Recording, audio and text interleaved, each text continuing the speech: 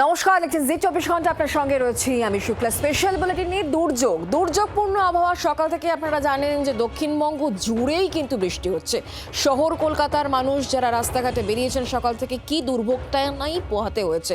সকাল থেকে বৃষ্টি কখনো থামছে, কখনো বাড়ছে, কখনো মাঝারি বৃষ্টি, কখনো ভারী বৃষ্টি হচ্ছে এবং এই পূর্বাভাস কিন্তু আগে থেকেই ছিল। বৃষ্টি কিন্তু আগামীকালও হবে। তবে আজকে যে ছবি আমরা দেখলাম সেটা সত্যি একটা দুর্ভোগই বলা যেতে পারে। স্বাভাবিক জনজীবন ব্যাহত হয়েছে বিভিন্ন জায়গা, বিভিন্ন গুরুত্বপূর্ণ রাস্তায় সেখানে যানবাহনের গতি ছিল একেবারেই স্লথ, মানে অন্যান্য দিনের তুলনায় একদম ধীরে ধীরে কিন্তু গাড়ি চলাচল করেছে। ফলে শহর কলকাতা, শহরতলির একাধিক জায়গা, একাধিক রাস্তা, নিচু এলাকা একেবারে জলমগ্ন হয়ে পড়েছে। হ্যাঁ, পৌরসভার কর্মীরা রাস্তায় নেমেছিলেন, বেশ কিছু পাম্প চলেছে, অতিরিক্ত কাজ চলেছে, কিন্তু ভোগান্তি কিছুতেই কিন্তু কমেনি। আসুন দেখাই।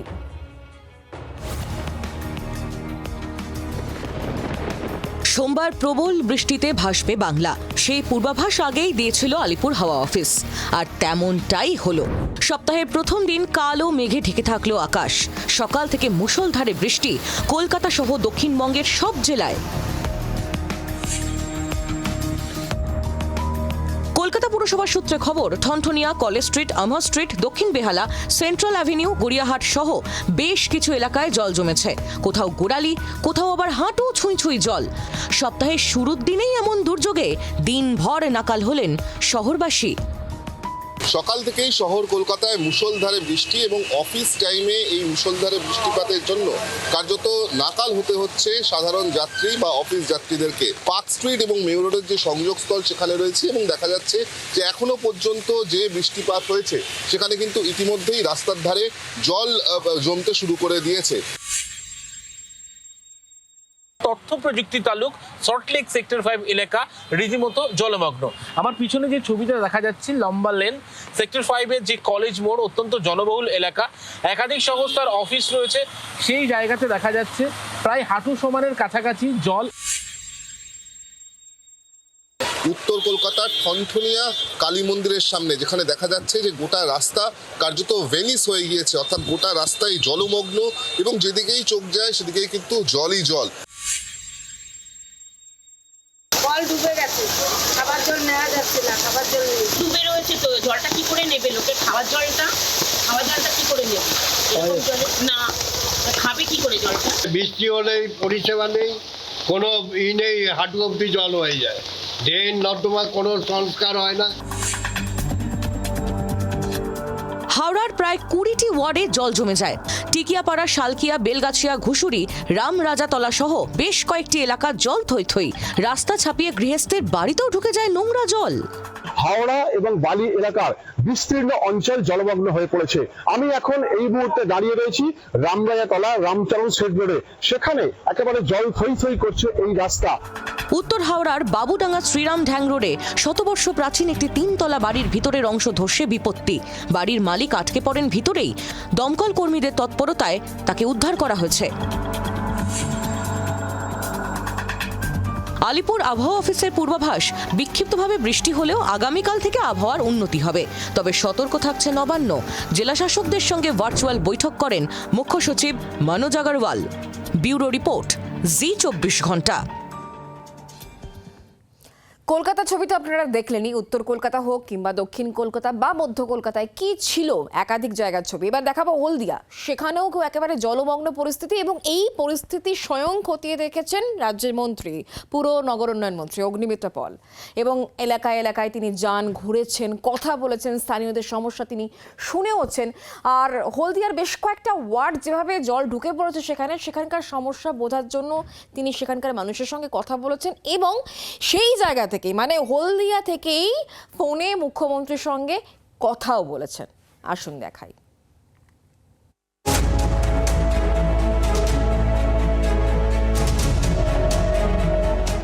অক্ষরে অক্ষরে মিলেছে হাওয়া অফিসের পূর্বাভাস।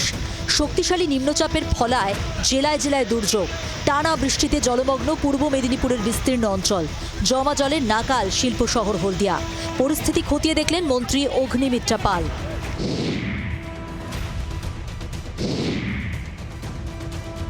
বৃষ্টিতে জলমগ্ন হয়ে পড়েছে হলদিয়ার বেশ কিছু নিচু এলাকা। এলাকার নিকাশি ব্যবস্থা নিয়ে ক্ষোভের সুর স্থানীয়দের গলায়। হাইড্রেন যদি ভরা থাকে, বাইপাস যদি ভরা থাকে, তা প্রশাসনের প্রবলেম। আগে থেকে কোনো স্টেপ নেয় না কেন, বা 3 দিন হয়ে গেল স্টেপ নিচ্ছে না কেন? মুখ্যমন্ত্রীর নির্দেশে এদিন হলদিয়া যান পুরমন্ত্রী অগ্নিমিত্রা পাল। দুর্গাচক, সুতাহাটা সহ বিভিন্ন এলাকা পরিদর্শন করেন তিনি। জলমগ্ন এলাকার বাসিন্দাদের সঙ্গে কথা বলে তাদের সমস্যাও শোনেন।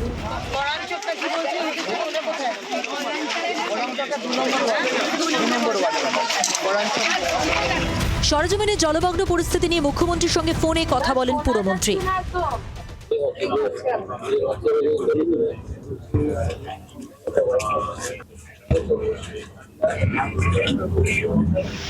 বেহাল নিকাশি নিয়ে আগের তৃণমূল সরকারকে তোপ দাগেন অগ্নিমিত্রা।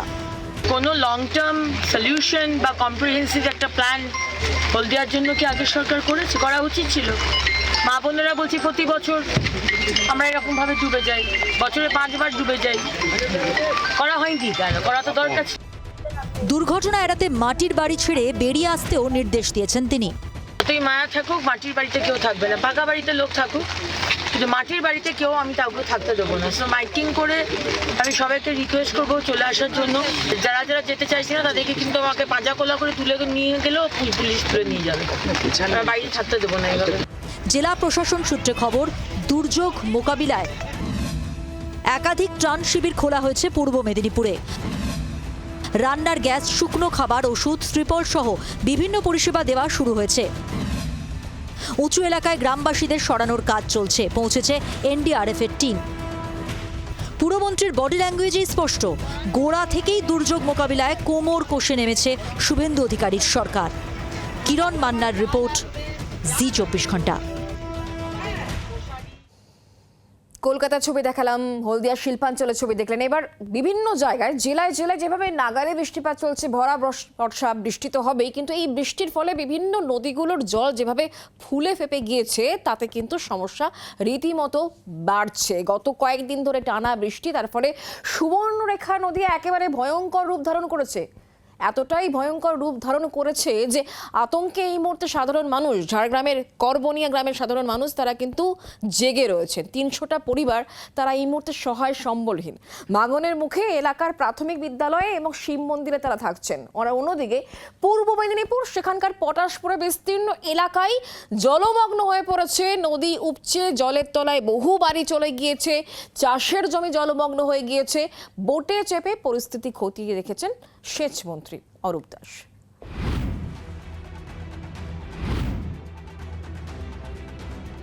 নদীর পাড়ে বাস, চিন্তা 12 মাস। বর্ষা এলেই এই প্রবাদ যেন বাস্তব হয়ে ওঠে নদী পাড়ের মানুষের জীবনে। টানা বৃষ্টিতে রীতিমতো ফুলে ফেপে উঠেছে সুবর্ণরেখা নদী। নতুন করে নদীর পাড়ের ভাঙন শুরু হয়েছে। প্রতিদিন একটু একটু করে নদীর বুকে তলিয়ে যাচ্ছে সর্বস্ব। একসময় যে জমিতে ফসল ফলিয়ে সংসার চলত, আজ সেই জমিই নেই। অস্তিত্বের সংকটে ভুগছেন ঝাড়গ্রামের করবনিয়া গ্রামের 300 পরিবার। একই অতিবৃষ্টি, তার পাশাপাশি গালুটি এবং অন্যান্য ঝাড়খণ্ডের ব্যারেজ থেকে জল ছাড়ার ফলে সুবর্ণরেখার জলের স্তর আরও এতটাই বেড়েছে যে নদী পার্শ্ববর্তী এলাকাগুলো ইতিমধ্যে জলমগ্ন।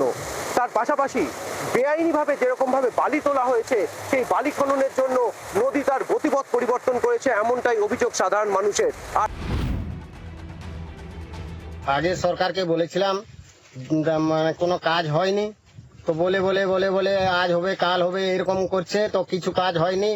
আমরা নদীর গর্ভে বর্তমান নদী গর্ভে চলে গেছে আমাদের প্রাইমারি স্কুল, একটা বহু প্রাচীন প্রাইমারি স্কুল, বহু একটা প্রাচীন শিব মন্দির ছিল, ওটাও নদী গর্ভে চলে যাবে, এই বছরই চলে যাবে সম্ভবত। আর একটা রিভার পাম্প আছে সরকারি, গত বছর হয়েছে, এটাও নদী গর্ভে চলে যাবে। সরকারের কাছে, নতুন সরকারের কাছে আমার আবেদন, যাহাতে এখানে স্থায়ী বাঁধের দাবিতে গ্রামবাসীবৃন্দ সবাই মিলে আবেদন করছি যাতে দ্রুত হয়। পূর্ব মেদিনীপুরের পটাশপুরের বিস্তীর্ণ এলাকাও ভাসছে। একে বৃষ্টি, তার উপর বাগুই ও কেলেঘাই নদীর জল বাঁধ উপচে লোকালয়ে ঢুকছে। গোকুলপুর, খড়িবেড়িয়া, মহেশপুর, অমরপুর, নৈপুর, গোপালপুর, টেপরপাড়া জলমগ্ন। দপ্তর থেকে বস্তা চাপিয়েছে, কালকে বিকেল দিকে জল আর বাড়েনি, কিন্তু এই যে নিম্ন নিম্নচাপ আছে, যদি বৃষ্টি হয় তাহলে ভয়ের কারণ আছে।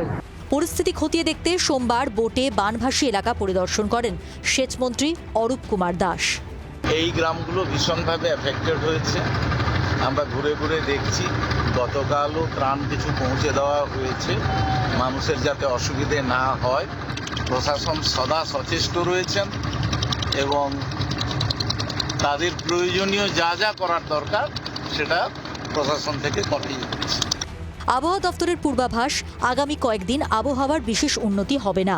বন্যা ও ভাঙন পরিস্থিতির দিকে প্রশাসন নজর রাখছে। তবে দুর্গত মানুষের দাবি একটাই, নতুন সরকার ফি বছরের এই সমস্যার একটা স্থায়ী সমাধান করুক। সৌরভ চৌধুরী ও কিরণ মান্নার রিপোর্ট, জি24 ঘন্টা। আগামী কয়েকদিন আবহাওয়ার কোনো রকম উন্নতি হবে না, তাহলে কি পঠন পাঠন একেবারে শিখে? কেন এই কথা বলছি, আসলে বৃষ্টিতে পড়াশোনা শিখিয়ে চলে গেছে। এত বৃষ্টি হচ্ছে, এত জলস্তর বাড়ছে, তার ফলে কিন্তু সবংয়ের একাধিক গ্রাম একেবারে বানবাসী অবস্থা। জল ঢুকে পড়ছে অঙ্গনবাড়ি কেন্দ্র থেকে শিশু শিক্ষা কেন্দ্রে। ভারী বৃষ্টি আর যার জেরে স্কুলে তালা ঝুলিয়ে দিতে বাধ্য হচ্ছে স্কুল কর্তৃপক্ষ। পরিস্থিতি খতিয়ে দেখছে জেলা প্রশাসন। দেখুন ছবিটা, এক ঝলক দেখলে কোনটা জল আর কোনটা জমি আলাদা করা দায়। এটা পশ্চিম মেদিনীপুরের সবং ব্লকের জল ছবি।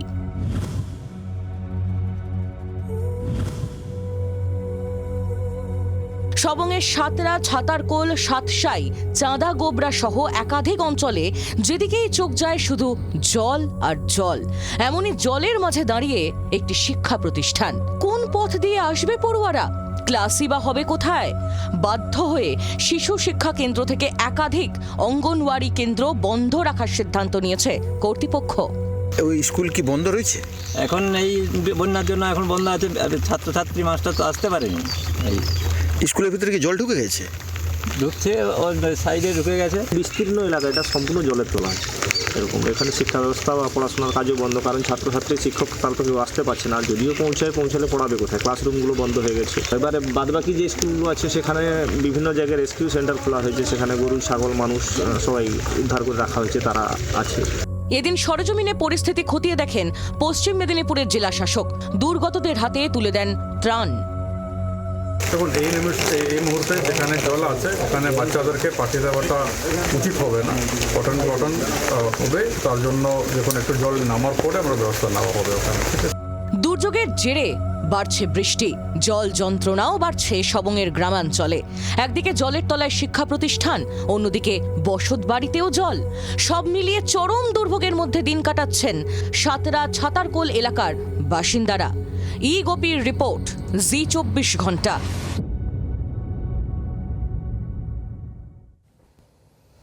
মাত্র 7 মিনিটের একটা রাস্তা, সেই রাস্তা পেরোতে কত সময় লাগছে বলুন তো? 30 মিনিট, আধ ঘন্টা। রাস্তার হাল বেহাল করেছে 5টি গ্রামের বাসিন্দাদের জীবন। শিলিগুড়ির দয়ারাম জোট থেকে কিলারাম জোট পর্যন্ত এই যে রাস্তা, সেই রাস্তা যাতে দ্রুত সারাই করা হয়, মেরামত করা হয়, সেটাই সেখানকার মানুষজন বলছেন। নতুন সরকারের কাছে এই আর্জি তারা রাখছেন। কি ভাবছেন পাহাড়ের রাস্তা? না, এটা সমতলে। এই রাস্তা শিলিগুড়ির নকশালবাড়ির দয়ারাম জোট থেকে কিলারাম জোট প্রায় 1.5 কিলোমিটার রাস্তা এমনই জরাজীর্ণ। রাস্তার মাঝে বড় বড় গর্ত, তাতে আবার জল জমে, কোথাও আবার উধাও রাস্তার পিচ। মিনিটের রাস্তায় গ্রামে পৌঁছতে লাগছে আধ ঘন্টা। ঝাড়ু জোট, বড়মণিরাম জোট, সুরজবার, কিলারাম সহ 5 গ্রামের বাসিন্দাদের নাভিশ্বাস ওঠার জোগাড়। অভিযোগ, বিগত সরকারের আমলে একাধিকবার প্রশাসনকে জানানো হলেও রাস্তার সমস্যা সেই তিমিরেই। রাস্তা তো মানে যাওয়া বহুত অসুবিধা, বুঝছো, বহুত দিন থেকে। এটা তোমার গাড্ডা আছে, যাওয়া আসা পুরো অসুবিধা হচ্ছে। তোমার হচ্ছে 4-5 বছর থেকে এরকমই হচ্ছে। এখানে তো এটা সম্পূর্ণ এদিক থেকে মেন রোড তো এটাই, মেন তারাবাড়ি যাওয়ার তো রোড এটাই। কত হাজার চলাফেরা করে? তাও মোটামুটি ধরো সারাদিনে তো 1-1.5 হাজার লোক এদিক সেদিক। দেখেন না, কিছুদিন আর দেখলে তারপরে তো বোঝা যাবে কাজটা হইতেছে কি হয়নি। আপনারা কি চাইছেন? আমি তো চাই যে রাস্তাঘাট ভালো হোক। নতুন সরকার আছে, পুরো বদলাব হোক। রাজ্যের বিজেপি সরকার আশায় গ্রামের রাস্তা সংস্কারের উদ্যোগ নেবে, আশায় কয়েক হাজার গ্রামবাসী। শিলিগুড়ি থেকে নারায়ণ সিং রায়ের রিপোর্ট, জি24 ঘন্টা।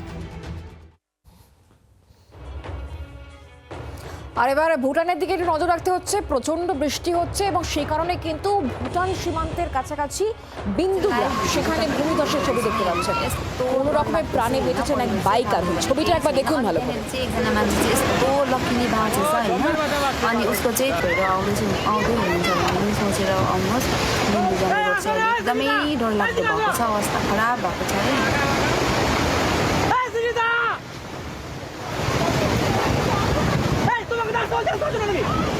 अघि दिउँसो मैले जुन पहिरोको भिडियो बनाएको थिएँ नि, त्यो चाहिँ लाइभ भिडियो चाहिँ तपाईँहरूलाई म देखाउँदैछु नि।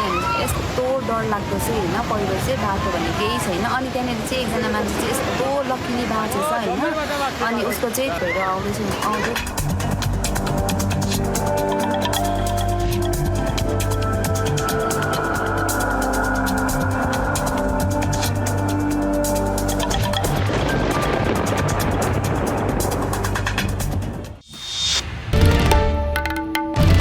বাংলার আওয়াজ, বাঙালির আবেগ, জি 24 ঘন্টা।